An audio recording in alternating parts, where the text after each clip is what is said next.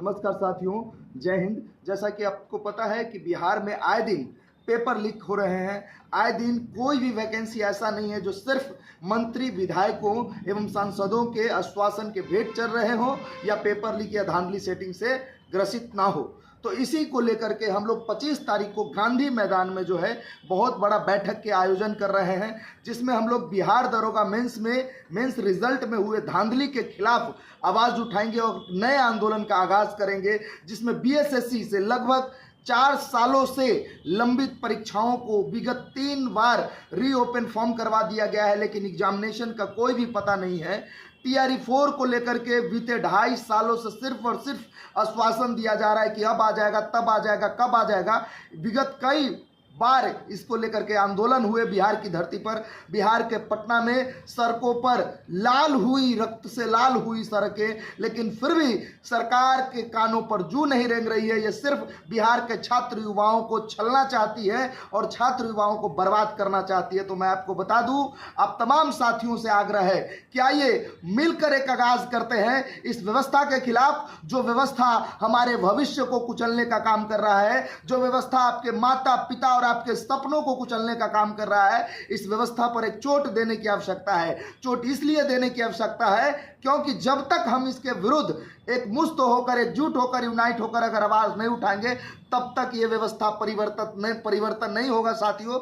इसलिए नहीं होगा, आपने देख लिया कि वीर जवान भरत तिवारी के साथ क्या हुआ।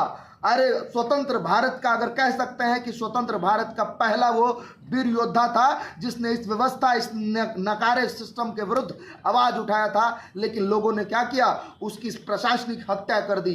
तो अब हम लड़ेंगे इस व्यवस्था के खिलाफ, हम लड़ खड़े होंगे इस व्यवस्था के खिलाफ। आपने देखा होगा कि बिहार के सड़कों पर किस तरीके से लाठी मार के सड़कों पर लहूलुहान मुझे किया गया था, एफआईआर किया गया था, जेल भी भेजा गया था। लेकिन हम डरने वाले नहीं हैं। हमने अब प्रण लिया है कि जब तक बिहार के युवाओं को, चाहे बिहार दरोगा मेंस के रिजल्ट में हुई धांधली में न्याय न मिल जाए, चाहे टीआरई 4 की वैकेंसी जल्द से जल्द ना आ जाए, एकल पद्धति एग्जाम ना हो, चाहे बीएसएससी का एग्जाम पर जल्द से जल्द फैसला ना लिया जाए, चाहे लाइब्रेरियन की वैकेंसी पर जल्द से जल्द फैसला अगर नहीं लिया गया, तो बिहार में हम लोग महा आंदोलन करने की तैयारी में है। महा आंदोलन की यूं ही नहीं, लगभग आपको पता है कि भारत में सबसे ज्यादा अगर युवा कहीं पर है तो वो भारत में बिहार में युवा है, क्योंकि युवा बिहार में 54% युवा है। आपको बता दूं, इस प्रकार से बिहार एक युवा प्रदेश है। अगर हमारे साथ न्याय नहीं किया गया तो मैं आपको बता दूं कि आने वाले समय में हम लोग इस सरकार से सीधा लोहा लेने का काम करेंगे,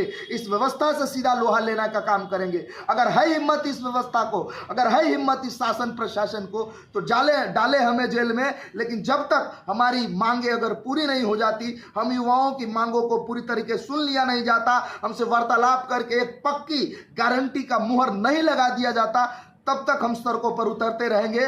चाहे इसके लिए जो भी कुर्बानी देना पड़े, आने वाले समय में अगर अपनी शहादत भी देना पड़े, तो हम उससे पीछे नहीं हटेंगे।